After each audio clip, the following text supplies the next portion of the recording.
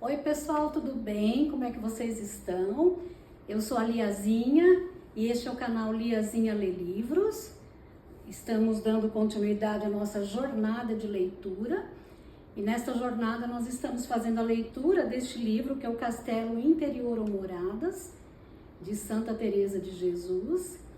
E nós estamos nas sextas moradas. Vamos dar continuidade, então vamos para o capítulo 3, tá bem? Capítulo 3. Trata do mesmo assunto e diz os modos pelos quais Deus fala à alma. Quando assim é servido, avisa o que se há de fazer, não se guiando a alma pelo próprio parecer. Dá alguns sinais para se reconhecer quando há ou não engano. Este capítulo é muito proveitoso.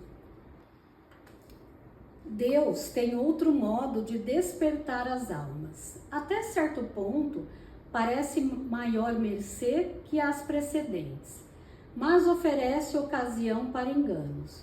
Por isso me deterei um pouco mais aqui. Trata-se de diversas falas do Senhor à alma. Umas parecem vir de fora, outras do mais íntimo da alma, outras da parte superior do espírito. Outras, finalmente, são do exterior e se ouvem com os ouvidos, como se uma voz as pronunciasse. Algumas vezes, e até não raramente, podem ser efeito da imaginação, especialmente em pessoas de natureza fraca ou melancólicas, quando é elevado o grau da melancolia. A meu ver, quando se trata dessas pessoas, não há para que fazer caso, embora digam que ouvem e entendem. Não convém tampouco inquietá-las, dizendo-lhes que estão iludidas pelo demônio. O melhor é ouvi-las como as enfermas, tanto a priora como o confessor a quem se dirigem, dizendo-lhes que não façam caso dessas coisas. Não é o essencial no serviço de Deus. Há muitos têm enganado o demônio por esse caminho, para não as afligir mais, pois já padecem bastante com seu gênio. Acrescentem que talvez haja engano. Com efeito, se alguém lhes disser que é melancolia, será um nunca mais acabar. São capazes de jurar que vêm e ouvem, porque assim lhes parece de fato. Verdade é que será preciso ter cuidado com essas enfermas, tanto quanto possível, dispensá-las do exercício da oração e persuadi-las de que não façam caso dessas falas. O demônio costuma aproveitar-se dessas melancolias para prejudicar mais aos outros que a elas mesmas. Em todo caso, quer se trate de enfermas, quer de sãs, nesta matéria sempre deve temer, até reconhecer o espírito do qual provém. Sou da opinião que nos princípios sempre é melhor opor-se. Se os favores procedem de Deus, as provações ajudam para ir adiante e fazem crescer. Essa é a verdade. No entanto, não convém inquietá-las ou angustiar suas almas, porque verdadeiramente não podem atingir de outro modo. Voltando às falas interiores a que me referi, de qualquer modo que se efetuem, podem provir de Deus ou do demônio ou também da própria imaginação. Direi, se com o favor de Deus acertar. Direi os sinais pelos quais se reconhece sua origem e os casos em que essas falas são perigosas. Entre pessoas dadas à oração, muitas há que se ouvem tais palavras. Advirto-vos, irmãs, que não tenhais receio de estar agindo mal, se não lhes dais crédito, nem tampouco se lhes dais atenção. Refiro-me ao caso de se dirigirem somente a vós, quer sejam de consolação, quer de repreensão de vossas faltas. Diga-as lá quem quiser, diga-las lá quem disser, que seja fantasia, pouco importa. Quero dar-vos um aviso. Ainda que venham de Deus, não vos julgueis melhores por esse motivo. Lembrai-vos que o Senhor falou bastante aos fariseus. O que importa é tirar proveito de tais palavras. E se acontecer alguma, não estar plenamente conforme a Sagrada Escritura. Não façais mais caso dela do que se a ouvisseis do próprio demônio. Ainda que proceda de vossa fraca imaginação, considerai-a como tentação contra a fé. Por conseguinte, resisti sempre, até que esses pensamentos se desvaneçam. Desaparecerão certamente, porque têm pouca força. Tornando ao que ia dizendo, quer venham de dentro, ou de cima, ou de fora, não é o que importa para se julgar se estas falas procedem ou não de Deus. Os sinais mais certos, ao que me parece, são estes. O primeiro e o mais garantido é uma soberania e poder que trazem consigo, de modo que o falar é agir, a palavra é ação. Vou explicar melhor. Está uma alma no cúmulo da tribulação e da inquietação interior de que falei, com extrema aridez e o intelecto obscurecido, com uma única palavra dessas que ouça, como por exemplo, não te aflijas, fica sossegada sem nenhuma tribulação e com grande luz. Desaparece de súbito toda aquela aflição. Ainda há pouco lhe parecia que o mundo inteiro e todos os teólogos juntos a dar-lhes a razão para acalmá-la. Nada conseguiriam, por mais que trabalhassem. Está atribulada e cheia de temores, porque o confessor e outras pessoas lhe dizem que tem o espírito iludido pelo demônio. Ouve uma só palavra, sou eu, nada temas. E logo tudo passa. Fique inundada de consolação e ninguém será capaz de convencê-la do contrário. Outras vezes trata-se de negócios graves que lhe causam suma preocupação. Sente-se apreensiva, sem saber onde irão dar. Ouve que fique tranquila, que tudo sucederá bem. Ganha confiança e já não pode ter pesar. Assim acontece em muitas outras circunstâncias. O segundo sinal é uma grande serenidade que fica na alma, junto com um recolhimento cheio de devoção e de paz, que move a dar louvores a Deus. Ó Senhor, se um recado transmitido por um vosso pajem tem tanta força, que não fareis quando a alma estiver totalmente unida a vós por amor, e vós a ela? É ensino corrente que, ao menos nesta morada, não é o Senhor quem diz as palavras, mas alguns dos seus anjos. O terceiro sinal é que essas palavras não se apagam da memória durante muitíssimo tempo. Algumas jamais se esquecem. Pelo contrário, as que têm origem humana se desvanecem. Ainda quando a ouvimos de pessoas graves ou doutas, não nos ficam tão impressas na memória, nem lhes damos crédito se se referem a acontecimentos futuros. As de Deus deixam uma certeza absoluta, embora algumas vezes possa haver dúvida acerca de virem ou não a acontecer as coisas referidas. Podem surgir no intelecto alguma hesitação em casos aparentemente impossíveis. No fundo da alma existe uma segurança que não se rende. Ainda que os anos passem e tudo aconteça ao contrário do que lhe foi dito, não desaparece a convicção de que Deus empregará outros meios, desconhecidos dos homens. Por fim, sua palavra se realizará. E com efeito, assim acontece. Contudo, a alma deixa de sofrer quando vê muitos obstáculos. passando algum tempo desde que ouviu aquelas palavras e não sentindo tão vivamente os efeitos e a certeza que vinham de Deus. Surgem dúvidas e faz pensar que terá sido obra do demônio ou da imaginação. Nenhuma dessas hesitações a acomete na ocasião em que lhe fala. Seria capaz de dar a vida por aquela verdade? Depois, como digo, assalta o inimigo com todas essas imaginações. Pretende afligir e intimidar a alma, principalmente quando são negócios cuja realização importa, em grande benefício da alma, ou quando se trata das empresas sumamente árduas para maior glória e serviço de Deus, que não fará o maligno, pelo menos entibiará a fé. Já será grande mal não crer que Deus é poderoso para realizar obras que excedem o alcance de nossa compreensão.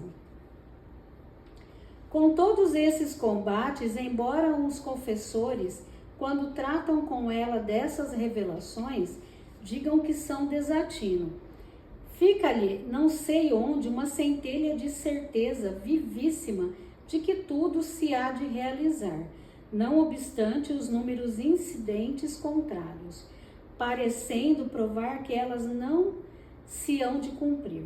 Ainda que quisesse todas as demais esperanças estivessem mortas, não pode deixar de sentir viva aquela centelha de segurança. Não pode deixar de sentir viva aquela centelha de segurança. Por fim, cumpre-se as palavras do Senhor. A alma que fica tão alegre e contente que não quisera senão dar contínuos louvores à sua majestade. Muito mais por ver provada a veracidade das palavras do que pelo fato em si, embora a interesse grandemente. Não sei a razão de ter a alma tanto empenho em se constatarem como verdadeiras essas falas, se a convencessem de ter mentido várias vezes. Não creio que sentiria tanto. A esse propósito, inúmeras vezes, certa pessoa se lembrava do profeta Jonas, quando temia que não se realizasse a destruição de Nínive, por ele profetizada. É conforme Jonas, capítulo 4. Como se trata de espírito vindo de Deus, é justo guardar-lhe fidelidade, desejando que não seja tido por falso quem é a suma verdade. Assim, é imensa alegria quando vê cumpridas suas palavras, após 1000 peripécias, em circunstâncias dificílimas. Ainda quando daí lhe resultam grandes sofrimentos, deseja suportá-los, a troco de ver cumprido o que tem absoluta certeza de lhe haver tido o Senhor. Talvez nem todas as pessoas terão essa fraqueza, se é que é fraqueza. Eu não posso condená-la. Quando é a imaginação que age, não se observam esses sinais. Não há aquela certeza, nem paz, nem alegria interior. O que poderia acontecer, e sei de certas pessoas que tenham acontecido, é parecer que lhes falta, como um sonho, estando muito elevadas em oração de quietude e sono espiritual. Algumas por fraqueza de temperamento ou de imaginação, ou por não sei se que causa, ficam a tal ponto fora de si nesse estado de grande recolhimento, que de fato nada percebem no exterior. Todos os sentidos parecem adormecidos. A própria pessoa está como que dormindo. E pode até ser que realmente esteja. Então, como um sonho, tem a impressão de ouvir falas e até de ver certas coisas pensando que tudo vem de Deus. Afinal, os efeitos que lhe ficam são como os de um sonho. Poderia também acontecer que, pedindo afetuosamente uma graça a nosso Senhor, lhes pareça ouvir a resposta conforme aquilo que desejam. Neste caso, se dá algumas vezes. Quem tiver muita experiência das falas de Deus não poderá, eu creio, deixar-se iludir por esses enganos da imaginação. Com licença para uma água.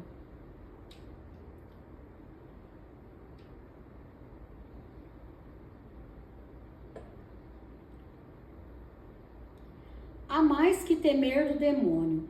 Contudo, quando se constatam os sinais referidos, a alma pode estar muito segura de que as falas procedem de Deus, tratando-se de assuntos graves, de alguma obra a empreender ou de negócios de outras pessoas.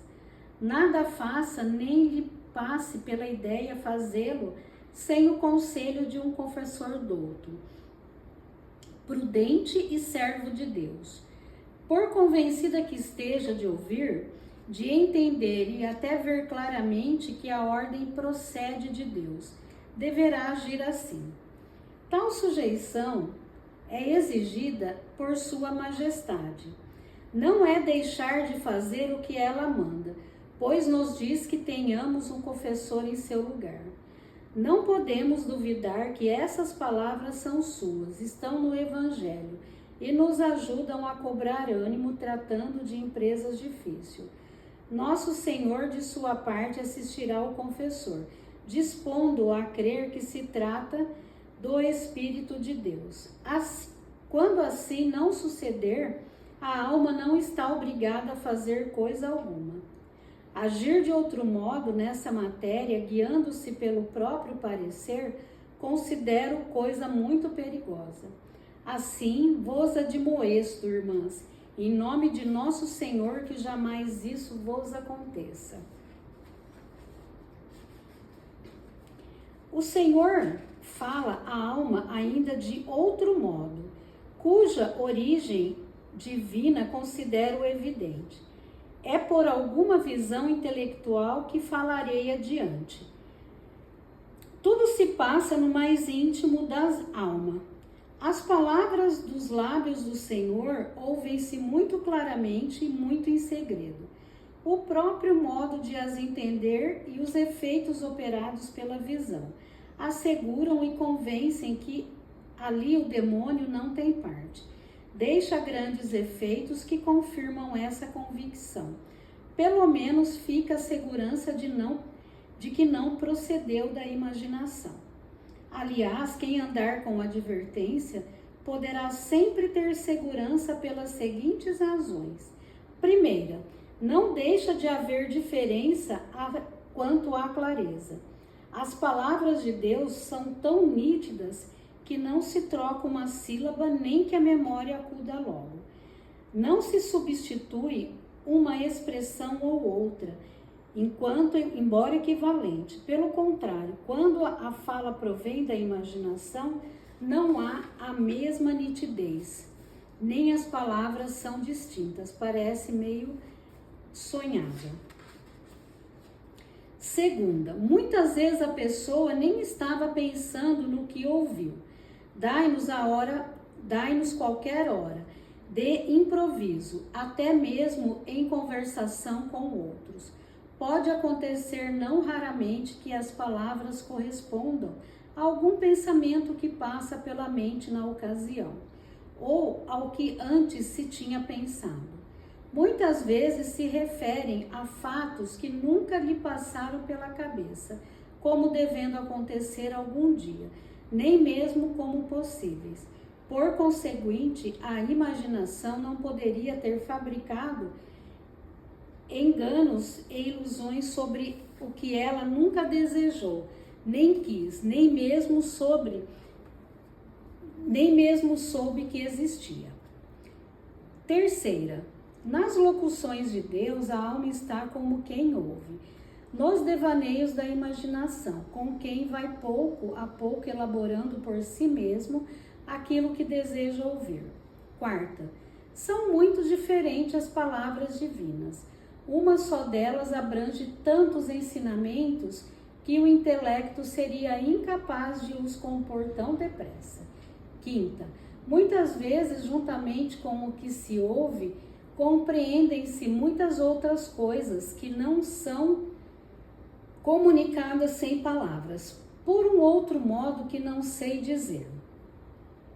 Em parte, tratarei mais largamente deste modo de entender, que é muito delicado e próprio para nos fazer louvar nosso Senhor.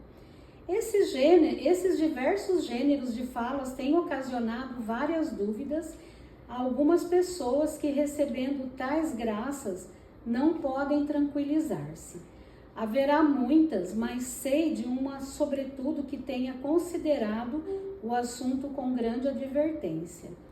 Muitíssimas vezes o Senhor a favorece com esta mercê. Sua maior dúvida nos princípios era aquilo que procedia da imaginação. Quando vem do demônio, é mais fácil de reconhecer, embora saiba ele, com suas múltiplas sutilezas, imitar o anjo de luz. A meu ver, poderá imitar a clareza da pronúncia das palavras, a ponto de sentirmos absoluta certeza de as ter ouvido, como quando o Espírito de verdade fala. Contudo, não conseguirá imitar os efeitos acima descritos, nem inundar a alma de paz e de luz. Deixa-as inquieta e confusa. Pouco ou nenhum dano, porém, causará se a alma for humilde, e como atrás recomendei.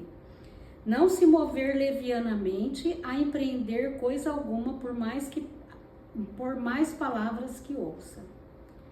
Se trata de favores e graças do Senhor, examine com atenção se por esta causa se sente melhor. Se não ficar tanto mais confundida, quanto mais elogiosas para si forem as graças, creia que não é o Espírito de Deus. Quando é, por maior que seja a mercê, a alma sente-se pequenina. É muito certo. Lembra-se muito que seus pecados e poucos de seus interesses. Emprega toda a vontade e memória em querer só a glória de Deus e nem se lembra de seu proveito próprio. Ainda com mais temor de se apartar da divina vontade até o mínimo ponto. Tem plena certeza de nunca ter merecido aquelas mercês, e sim o inferno. Se de todos os favores e graças recebidos na oração resultarem sob efeitos, a alma não se assuste. Confie na misericórdia do Senhor, que é fiel e não permitirá que o demônio a engane.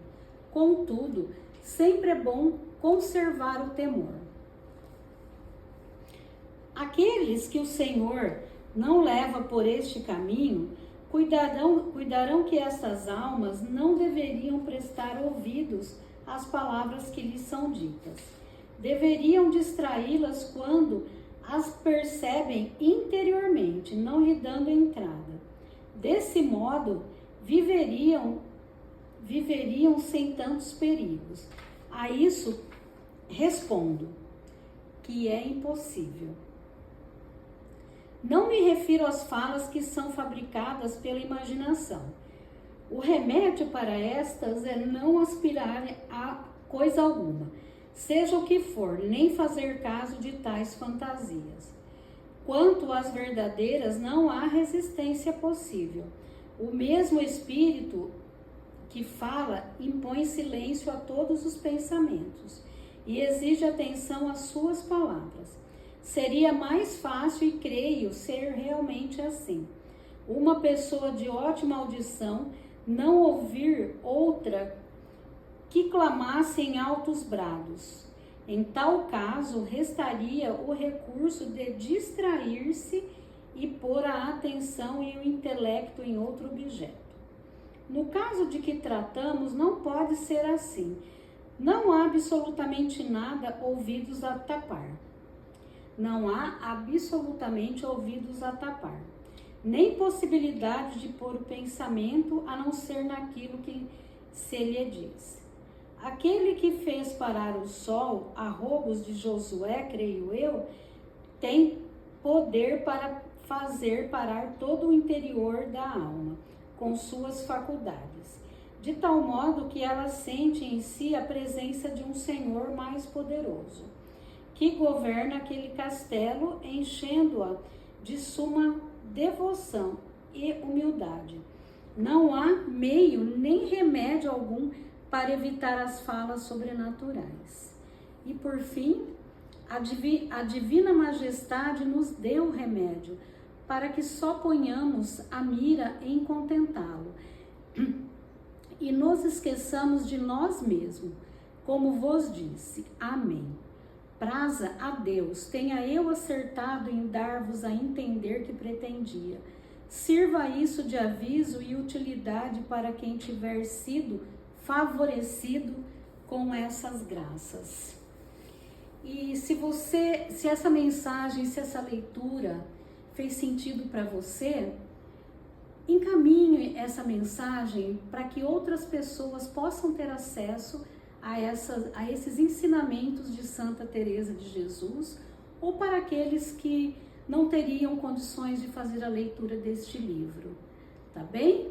Então, não esqueça de curtir, comentar, compartilhar e dar um like, e até o próximo vídeo. Até já, pessoal!